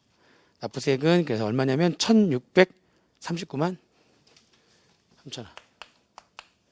이렇게. 자, 그 다음에 5번 8월 29일 날 동생한테서 또 받은 거야. 자, 그러면 지금 동생한테서 받은 증여 재산가, 이번에 증여 재산가액은 얼마냐면 증여는 현금 5천만 원 받았거든요. 근데 여기다 바로 이제 들어가는 게 아니라 동생한테는 과거 10년 안에 지금 증여받은 금액이 있었죠. 그럼 그때 증여받은 거를 이때 한꺼번에 증여받은 걸로 봐서 같이 계산한다는 거니까. 이해되세요? 그리고 합산 대상 증여 재산가액 얼마입니까? 얼마였어요? 저 증여 재산가액이 1,000만 원을 갖고 들어오는 거예요. 동생한테 증여 재산가액이 아니었구나. 9천만 원이었나요? 9천만 원? 이때 한꺼번에 이렇게. 그래서 증여세 과세가액이 1억 4천만 원 된 거예요. 이렇게. 그리고 이것만 갖고 오는 게 아니라 증여세 과세가액 갖고 왔어요. 그럼 여기다 이제 증여 재산 공제를 해야 될 거 아니에요. 자, 3월 1일 날께 증여된 게 아니라 이때 한꺼번에 증여됐다고 본다면 이때 증여 재산 공제가 되겠죠. 그 증여 재산 공제도 이때 다시 해주는 거예요. 얼마를? 형제니까 1,000만 원을. 그러면 과표가 1억 3천만 원 될 거고요. 그러면 과표 1억 3천만 원에 산출세액을 여기서 구한 다음에 세납공제하면 되는 거죠. 산출세액은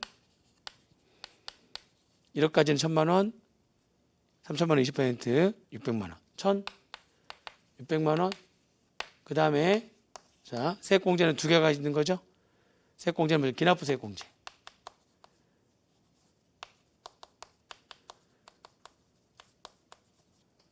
합산재산 증여 재산가액 요거 이때 당시에 증여세 산출세액을 기납세액 공제를 하면 되는 거죠. 증여세 산출세액 그때 당시 얼마였었죠? 800만 원. 그리고 신고세액 공제. 예세금 뺀 나머지 800만 원에 3% 얼마? 24만 원. 그래서 납부세액은 1600에서 800 빼고 23만 원 빼는 거니까 776만 원.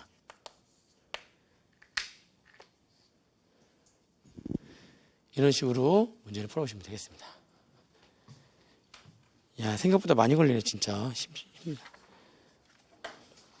일감 몰아주기 뭐 이거 몰다가 힘들어서 좋아요. 그래도 내용 정리를 한번 해보죠. 좀 어렵긴 한데.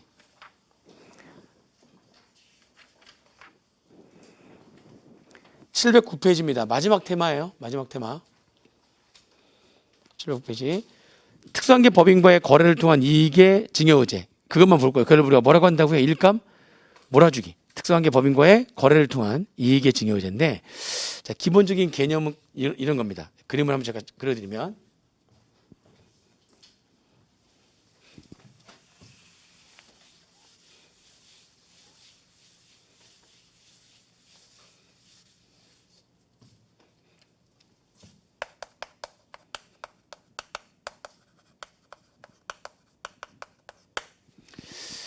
자, 일감 몰아주기에 대한 얘기인데, 여기 이제 어떤 법인의 법인의 주주가 있는데 예를 들면 뭐 대기업이에요. 그러니까 대기업들만 이런 문제가 발생을 하는데, 대기업이 아니라 이제 대기업에 어떤 소속되어 있는 자가 자기가 예를 들면 현대자동차에 예를 들어서 뭐 좀 정치 일가 중에 한 명이야. 정치 일가 중에 한 명인데, 현대자동차 보면은 거기 안에 자동차에 들어가는 부속품들 엄청 많잖아요.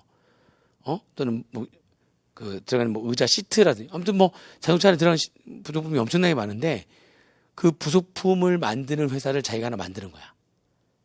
그래서 현대자동차로부터 내가 만든 회사의 물건을 다 사가게 만드는 거지. 자, 그때 뭐라고 하느냐? 그러면 내가 출자해가지고 만든 그러한 법인을 수혜법인이라고 하고요.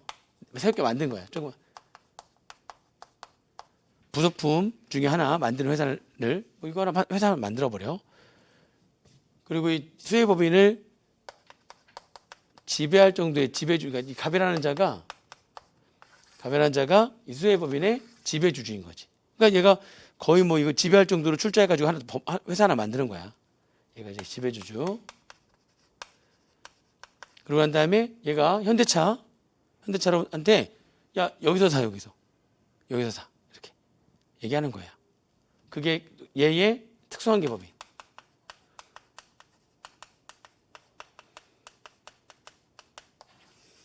얘가 얘한테 얘 물건 사라고 하는 거야. 그러면 수혜법인이 여기에다 매출하겠죠. 이렇게 여기다가 매출할 거 아닙니까? 매출하는데, 예를 들면 얘가 이 현대자동차만 파는 게 아니라 막 다른 법인들한테도 파는 것들이 되게 많은 거예요. 그러면서 얘한테도 파는 거예요. 그러면은 이거는 일부러 만들어 가지고 한 게 아니라는 거죠. 근데 지금 얘의 매출액의 거의 대부분이 매출액이 여기서만 일어나는 거야. 정상적이지 않다는 거죠. 정상적이지 않은 거야. 그러면 정상적인 회사가 아니라는 거죠. 그래서 매출할 때 이제 요건이 있어요. 매출하는데 저 요건 보세요.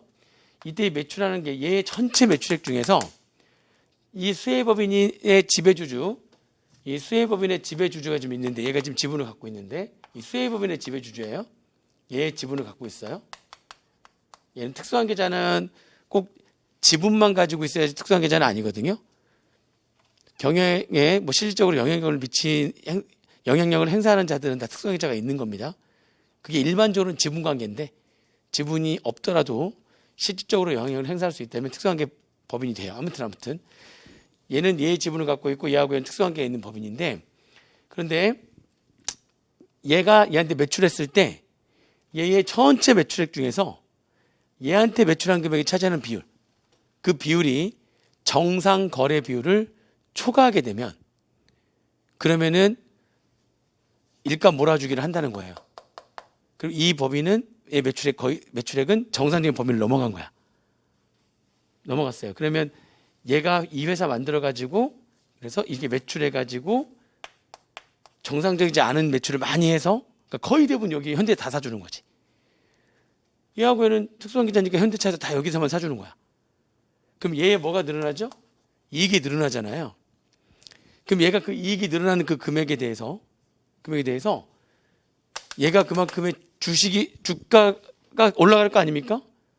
그럼 얘가 그 이익 늘어나는 금액에 어떤 뭐를 곱해가지고 계산된 금액만큼 얘가 증여받은 걸로 보는 거예요. 자, 표현이 좀 그런데 그러니까 무슨 얘기냐면은 얘가 회사를 만들었죠? 그리고 현대차로부터만 매출을 해. 그럼 그 매출로 해서 이익이 엄청 쌓일 거 아니에요? 그것 때문에 얘 뭐가 올라가죠? 이 회사에 뭐를 갖고 있죠? 주식을 갖고 있으니까 주가가 올라갈 거 아니에요? 그거를 얘가 증여받은 걸로 보겠다고요. 주가 올라가면 증여받은 걸로 보겠다. 그거를 일감 몰아주기. 얘가 회사다 만들어가지고 현대차에서 다 일감 몰아준 거죠. 지금 이해되세요? 그렇게 몰아주기. 이익이 올라가면 그만큼 얘가 가지고 있는 주식의 주가가 올라갈 거니까 그 금액만큼을 얘가 증여받은 걸로 보겠다는 거예요. 그래서 증여세를 내게 하겠다. 이게 일감 몰아주기예요. 일단 기본적으로 이해되시죠? 네. 자, 그러면 요건이 두 가지 요건이 모두 충족돼야지만 되는 건데, 첫 번째는 이게 얘의 특수한 계 법인하고 매출하는 게 정상적인 범위 내에서의 거래다. 전체 매출액에 얼마 차지하는 비율이 얼마 안 돼. 그러면은 일감 몰아주기가 아니에요. 그냥 일반적인 회사라면은 현대차에 내가 자동차 부품 회사를 만들면 현대차에 일반적으로 판매하는 그런 비율이 있을 거 아니에요. 그 비율 범위 내라면, 자, 그럼 그 비율이 어떻게 되느냐? 이 매출했을 때 이게 정상 거래 비율이 있어요. 정상 거래 비율. 정상 거래 비율이 이내라면, 정상 거래 비율 이내라면은 일감 몰아주기로 인한 증여 의제 이익이 안 생겨요. 정상 거래를 초과해야지만 됩니다. 그래야지만 일감을 몰아준 거예요. 정상 거래는 어떻게 되느냐? 이 수혜법인이 누구냐에 따라 달라져요. 수혜법인이 중소기업이잖아요. 그리고 이게 중소기업이면은 전체 매출액에 지배주체 특수한 계좌한테 매출한 그 거래 매출액이 차지하는 비율이 50%를 초과해야지만 그래야지만 일감 몰아주기로 인한 증여 의제 이익이 계산이 되는 거예요. 50%를 초과해야 되는 거예요. 정상 거래비 몇 %라고요? 50%. 이게 초과해야지만 이게 비정상적인 거예요. 일감을 몰아준 거예요. 수혜법인이 누구냐? 수혜법인이 누구냐가 중요한 거예요. 수혜법인 중견기업이라면. 정상 거래 비율은 40%예요. 정상 거래 비율 전체 매출액에 그 수혜법인의 전체 매출액에 특수한 계 법인한테 그 지배주의 특수한 계 법인한테 매출한 금액이 차지하는 비율이 40%를 초과해야지만 그래야지만 일감 몰아주기가 되는 거예요. 세 번째는 수혜법인이 중소중견기업이 아닌 대기업인 거죠. 대기업일 때는 둘 중에 하나가 되면 돼요. 둘 중에 하나가 되면 되는데 정상 거래 비율이 그러니까 특수한 계좌하고의 비율이죠. 그 특수한 계좌 비율이 30%를 초과하거나, 그렇죠? 30%를 초과하거나 또는 전체 매출액 중에서 지배주의 특수한 계 법인한테 거래한 비율이 30%를 초과하거나 또는 20%를 초과하면서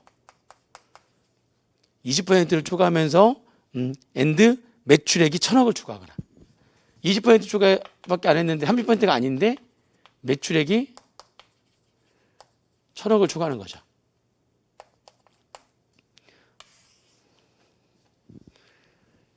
이렇게 일감 몰아주기를 막 오늘 기본적인 틀만 잡아드릴게요. 이거는 왜냐하면 이거에 대해서 뭐 자세하게 좀 하려면 시간이 좀 걸리니까 이거는 제가 겸사겸사해서 유튜브로 한번 찍으려고 하거든요. 그러니까 해가지고 내일 모레 해가지고 계산하는 것까지 하면 너무 오래 걸릴 것 같아서 기본적인 틀만 잡을 테니까 잘 들으세요.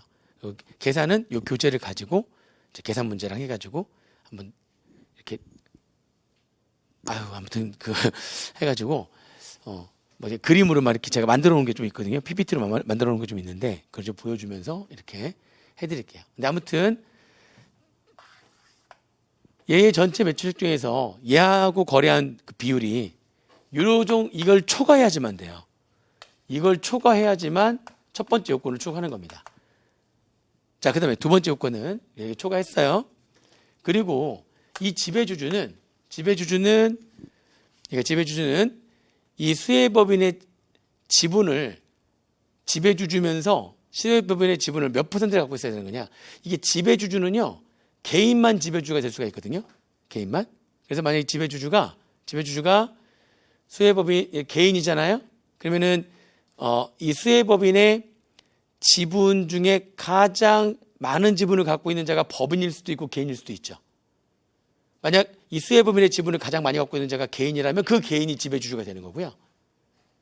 그리고 이 수혜법인의 지분을 가장 많이 갖고 있는 자가 법인이잖아요. 그러면 지배주주는 개인만 된다고 그랬잖아요. 그러면 지배주주는 누구냐? 지배주주는 그렇다면 법인이 만약에 이 수혜법인의 지분을 가장 많이 갖고 있는 자가 법인이라면 지배주주는요, 그 수혜법인의 이 법인을 제외한 지분을 직접 갖고 있는 거랑 어떤 법인을 통해서 간접적으로 갖고 있는 거랑 직간접으로 보유하고 있는 비율을 합해서 가장 많은 지분을 갖고 있는 자가 지배주주예요. 어렵다, 그죠? 다시 수혜법인의 지분을 가장 많이 갖고 있는 자가 개인이라면 직접 갖고 있는 거죠. 그러니까 수혜법인의 지분을 직접적으로 가지고 있는 지분이 가장 높은 자가 개인이라면 그 개인이 지배주주. 수혜법인의 지분을 가장 많이 갖고 있는 게 법인이라면 그럼 법인은 지배주주가 될 수 없거든요. 그럼 누가 지배주냐면 그러면 걔가 아닌 수혜법인의 지분을 직접 그리고 어떤 법인의 또 지분을 갖고 있는 거죠. 간접.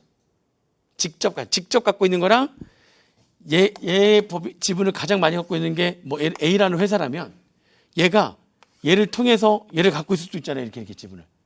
직접 갖고 있는 거랑 얘가 가장 지금 지분을 많이 갖고 있거든요. 그러면 얘의 지분을 또 얘가 갖고 있는 거야. 얘가 지분이 60%인데 얘의 지분이 이렇게 40%가 이렇게 있는 거죠.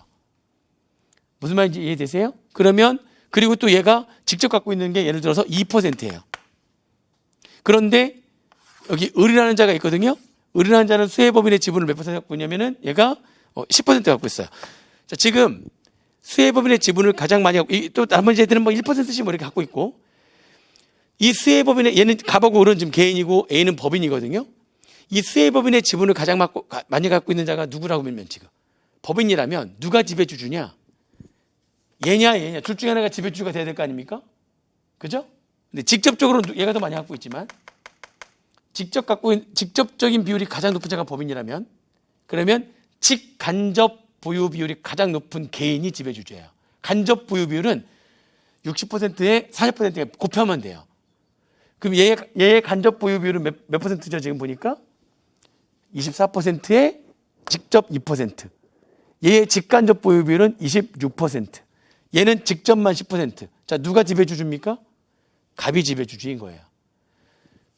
무슨 말인지 이해되시죠? 만약 직접 보유 비율이 얘가 가장 높다 그러면 얘가 그냥 지배주주인 거고 직접 보유 비율이 가장 높은 자가 법인이라면 직간접 보유 비율이 가장 높은 개인이 지배주주라고요. 이게 중요한 이유가 그 지배주주여야지만 일감 몰아주기에 대한 증여세 납세 의무가 있거든요. 얘는 증여세 납세 의무가 없어요. 얘하고 지금 아예 특수한 계좌가 아니란 말이죠. 지배주주하고요. 그리고 지배주주가 있고 그리고 여기 또 예를 들면 보세요. 여기 이렇게 있는데 병이라는 사람이 있어요. 지금 또 정이라는 사람도 있고 여기 근데 정이라는 사람은 지분이 몇 퍼센트냐면은 얘도 10%라고 할까 이렇게? 근데 얘는 갑하고 아무 관계가 없는데 병이 얘가 갑의 친족인 거야. 우리가 말하는 친족은 좋아. 그러니까 얘가 아들인 거야. 얘 아들인 거야. 그러면 지배주주가 누군지 됐죠? 그리고 이 일감 몰아주기에 대한 증여세납세의무는 지배주주와 그 친족. 얘는 아니고 그러니까 갑과 병이 증여세납세의무자가 되는 거예요. 따로따로. 갑 따로, 병 따로. 왜냐하면 증여세는 증여받은 쪽에서 따로 세우면 되는 거니까. 그러니까 일단 지배주주가 누군지 알아야 돼요. 그 지배주주와 그 지배주의 친족이 납세의무자가 되는 거거든요. 이해되십니까? 자, 지배주주 이해되시죠? 직접 지분이 가장 큰 자가 개인이면 그 개인. 직접 보유 비율이 가장 큰 자가 법인이라면 직간접 보유 비율이 가장 높은 개인. 그 법인은 지배주가 될 수 없기 때문에. 됐습니까? 자, 그러면 다시 볼게요. 그래서 지금 갑이 지배주가 된 거거든요, 이렇게. 갑이 지배주가 된 거예요, 이렇게. 그러면 누가 이 일감 몰아주기에 대한 증여세납세의무자는 그 지배주주 및 그의 누구라고요? 친족. 지배주주 및 그의 친족. 지배주주 및 그의 친족이 이 일감 몰아주기에 대한 증여세납세의무자가 되는데 얘네들도 이제 납세의무자가 되려면 주식의 직간접 보유 비율이 몇 퍼센트 이상이어야 되는 거냐. 그러니까 얘네들이 이제 납세의무자가 되려면 이제 이쪽에 요건이 또 있는 거예요. 지배주주면서 그 친족들도 이제 친족 여러 명이 또 있을 거 아닙니까? 그 중에 이 일감 몰아주기 납세의무자가 있는 자는 누구냐면 직간접 보유 비율이 수혜법인이 또 누구냐에 따라 달라지는 건데 수혜법인이 중소기업이거나 중견기업이잖아요. 그러면 주식 보유 비율이 10% 이상이 돼야 돼. 직간접 보유 비율 10% 이상이 돼야지만 증여세 납세의무가 있는 거고요. 대기업이라면 3% 이상이 돼야지만 증여세 납세의무가 있는 겁니다. 자, 요건이 두 가지가 중요해요. 요건이 일단 중요해요. 요건을 잘 보고요. 자, 얘가 현대차의 특수관계자인데 근데 얘가 현대차 부속품 만드는 회사들 많이 있으니까 부속품 저거 만들면 저거 돈 좀 되겠는데 저 회사 해가지고 얘가 여기 출자해가지고 법인 하나 만드는 거야. 법인 하나 만들었어. 이해되시죠? 무슨 말인지? 그래서 얘하고 막 매출을 많이 하게 하는 거죠. 그럼 얘가 이익이 올라갈 거 아니에요? 그 이익이 올라간 금액만큼 주가가 올라갈 건데 그를 얘가 증여받은 걸로 봐가지고 증여세를 내게 하겠다는 거예요. 그게 일감 몰아주기에 대한 핵심이에요. 근데 계산을 구체적으로 들어가면 굉장히 복잡해서 내가 한번 나중에 시간 내가지고 늦어도 내일 모레 안에는 다 찍어가지고 올려놓을 건데 기본적인 컨셉은 두 가지가 충족돼야 돼요. 일단 얘가 얘한테 거래한 거래 비율이 있을 거 아닙니까? 그게 정상 거래 비율을 초과해야 돼요. 그럼 얘가 누구냐, 수혜법인이 누구냐에 따라서 비율이 다 달라요. 얘가 중소기업 50%이 거래가 전체 얘 매출액의 50% 이상 초과해가지고 얘하고 매출을 해야 되고 얘가 중견기업이라면 전체 매출액의 40% 이상 40%를 초과해가지고 얘랑 거래를 해야 되고 얘가 대기업이라면 전체 매출액의 30% 초과하거나 전체 매출액에 얘한테 매출한 게 20% 초과하면서 그 매출액이 1,000억을 초과하거나 그래야 돼요. 그래야지만 일단 첫 번째 요건을 추가하는 거예요. 그리고 누가 납세의무자가 되는 거냐면 지배주와 그 친족이 납세의무자가 되는데 그때 그래서 지배주가 누군지가 중요하거든요. 지배주는 개인. 가장 직접 보유비율이 가장 큰 자가 개인이면 그 개인. 직접 보유비율이 가장 큰 자가 법인이라면 직간접 보유비율이 가장 큰 개인이 지배주가 된다. 그리고 그 지배주와 친족이 각각 따로 증여세 납세의무자가 되는데 그 증여세 납세의무자가 되려면 그 지배주와 친족이 각각 따로 보는 거예요. 그러니까 따로 걔네들이 지분이 얘가 수혜법인이 중소 중견기업 지분이 몇 퍼센트 이상이어야 되고 10% 이상이어야 되고 그죠? 수혜법인이 대기업이라면 지분율이 3% 이상이 돼야 되는 겁니다. 그죠? 아이고 이상이 초과다. 초과 전부 다 초과. 10%를 초과해야 되고 3%를 초과해야 됩니다. 딱 10% 초과해야 계산이 들어가거든요. 3% 초과해야지만 계산이 들어가기 때문에 초과해야 됩니다. 그래서 이 요건을 다 충족을 해야지만, 그러면 이제 다 충족했어. 그러면 이제 그 다음에 뭘 계산하겠어요?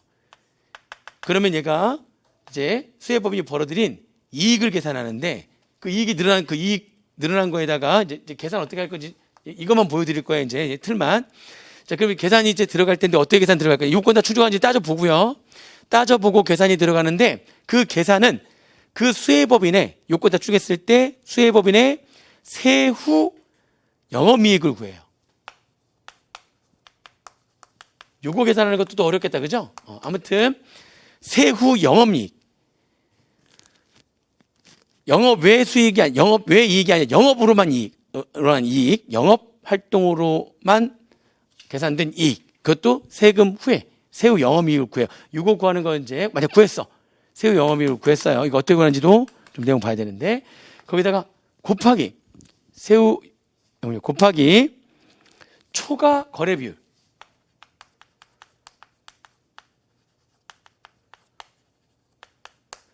초과 거래 비율 곱하기 초과 보유 비율.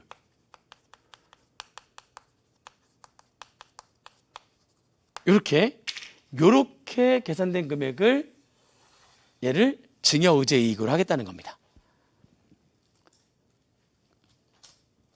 이때 세후영업이익 어떻게 계산할 거냐, 초과 거래 비율 어떻게 계산할 거냐, 초과 보유 비율 어떻게 계산할 거냐, 다 어려워요. 다 어렵기 때문에. 근데 이제 기본적으로 요건 두 가지는 좀 알고 있어야 돼요. 요건 두 가지를 알고 있고, 그 요건을 모두 충족했을 때에 지배주주 및 그의 친족이, 지배주주 그의 친족, 아까 얘기했던 그 요건을 모두 충족한 지배주주 및 그 친족이 각각 따로 그 요건을 충족한 각각이 이렇게 계산된 금액에 대해서 이걸 증여의제 이익으로 해서 증여세를 내는데, 아까 이렇게 계산된 금액이 증여의제 이익인데 여기다 바로 세율 곱하는 거 아니죠? 증여의제 이익에서 수수료 공제는 빼는 거잖아. 수수료 공제를 뺀 금액을 과세표준으로 하고, 그죠? 그래 과세표준에다가 이제 세율 곱해서 합산 배제니까 이것만 따로 세율 곱해가지고 세금 계산하는 겁니다. 일단 아시겠어요? 그래서 요거 계산 어떻게 할 건지 이렇게 해서 이거 계산 따로 어떻게 해야 되는지 알아야 되고, 요게 뭐고 요게 뭔지, 이게 수혜법인이 누구냐에 따라서 다 달라지거든요. 수혜법인이 중소기업이냐 중견기업이냐 대기업이냐에 따라서 이게 다 달라져요. 그리고 또 직접 부여한 거냐 간접 부여한 거냐 이것도 다 달라지고요. 복잡해요. 그래서 여기다가 제가 딱 하나만 봐볼게요. 문제는 그러면은 이게 시험 문제 나오면 어떻게 하느냐? 시험 문제 나오면은 제가 올려놓을 거니까 한번 보실 분만 보시고요. 안 보실 분들은 제가 볼 때는 이렇게 복잡하게 나오면은 풀 수가 없거든요. 풀 수가 없어서 이렇게 나온 적이 있어요. 15번 문제 755페이지 보시면 15번 문제에 자, 특수관계 법인과의 거래를 통한 이익의 증여의제가 나왔는데, 구체적인 계산하면 다치는데 그냥 넘어가는 게 아니라, 이게 좀 중요한 게 지배주주가 누군지가 중요하잖아요. 정확히 물어본 거야, 이 문제가. 지금 보니까 주계사 산돌이 중소중견기업이 아니고 21기 자료가 있는데, 그 산돌의 주주 내역이 있어요. 김철원 씨, 이영희 씨, 주계사 한돌, 주계사 두돌, 이렇게. 이해되시죠? 그리고 이영희 씨는 김철원의 배우자며 한돌의 지분을 이영희 씨는 한돌의 주식을 60%를 보유하고 있어. 자, 그러면 밑에 보세요. 요구사항 1번. 상속세및 증여세법상 특성의 법인과 거래를 통한 이익의 증여의제 요건에 해당하는 주계사 한돌의 지배주주와 증여세 납세의무자는 누구냐? 요건 충족 여부 판단 시에 지배주주 지분율과 특수관계 법인 거래 비율은 얼마인지 다음에 답안 양식에 따라서 제시하시오. 지금 이렇게 나와 있네. 자, 그렇죠. 자, 보세요. 그러면 먼저 첫 번째 지배주주 누구예요? 지배주주 누구야? 그 얘기했는데 지분이 가장, 지금 주계사 한돌이 수혜법인이거든요. 걔 주주들이 있는데 가장 지분이 높은 자가 누구죠? 한돌, 주계사 한돌. 법인이잖아, 법인. 그러면 직간접 보유율이 가장 높은 개인이어야 되는 거니까 김철원 씨는 20% 끝. 근데 이영희 씨는 직접 보유 10%에 한돌의 지분을 몇 퍼센트 갖고 있으니까 60% 그러면은 60% 곱하기 60%니까 간접 보유 몇 퍼센트? 36. 그러면 간접 36, 직접 10 합계 46%. 직간접 보유율이 가장 높은 누가? 이영희 씨가 지배주가 됩니다. 자, 그러면 납세무자는 누구냐? 납세무자는 그 지배주주하고 그의 친족이 누가 있죠? 또 아까? 그 지금 남편이잖아, 남편. 그러면 그 남편도 만약에 보유 비율을 초과하게 되면 남편도 납세무자가 되는 거죠? 대기업이잖아, 중소기업이 아니니까. 남편도 몇 퍼센트를 갖고 있으니까. 그렇죠. 그러면 지금 이 일감 몰아주게 된 납세무자는 2명이네. 지배주주인 누구? 이영희 씨와 지배주의 친족인데 지분 요건을 충족한 누구예요? 김철원 씨. 답 지분 적을 수 있겠죠? 자, 그 다음에 지배주의 지분율도 이거 다 알잖아. 지배주주의 지분율은 직간접 보유 비율 몇 퍼센트? 36%에 10% 더해가지고 몇 퍼센트? 46%. 거기까지는 답 달 수 있잖아. 거기다 또 뭐 있었죠? 특수관계 거래 비율. 전체 매출액이 얼마? 산돌의 매출은 총 밑에 보세요. 얼마? 1,000억. 그 중에 지금 한돌 1군, 2군한테만 지금 매출했거든요. 근데 한돌과 1군은 산돌의 지배주주와 특수관계 있는 법인. 그러니까 지금 특수관계 있는 법인이 2명이죠. 지배주주가 지금 이영희 씨고요. 그 이영희 씨와 특수관계 있는 법인이 중에서 한돌과 누굽니까? 한돌하고 누구 있어 또? 한돌과 1군. 아무튼 한돌과 1군이야. 특수관계 2명이야. 그 전체 매출액이 얼마인데요, 지금? 1,000억인데 그 중에 한돌과 1군에 대한 매출액이 500억, 300억이니까 나왔네. 그럼 특수관계 법인과의 거래 비율은 몇 퍼센트가 되는 겁니까? 80%. 그러면 정상, 지금 우리 대기업이잖아요. 아니고 얘가 지금 대기업이잖아요. 정상 거래 비율 어떻게 했어요, 지금? 3 초과했으니까 요건 다 충족한 거예요, 지금. 그러니까 지금 1번은 답 달 수 있겠죠, 지금. 지금 구체적인 계산이 다음 2번인데 이거는 정말 더 해야 돼요. 더 해야 되는데 좀 많이 힘들어. 근데 이게 아니더라도 지금 얘기한 요 내용 있잖아요. 지금 얘기한 내용 있죠. 여기까지 내용이 요건이 만약 이 문제를 또 낸다면 계산 문제만 낼 수가 없어요. 그러면 너무 어렵거든요. 그러면 공부를 한 사람과 안 한 사람 어차피 똑같이 다 틀려. 그러니까 이걸 낸다면 어떻게 하냐면 지금하고 비슷하게 내야 돼요. 지금하고 비슷하게 판단하는 거에 대한 내용이 나와야 되고요. 요건 충족 여부, 그리고 지배주주가 누구냐, 그리고 납세무자가 누구냐.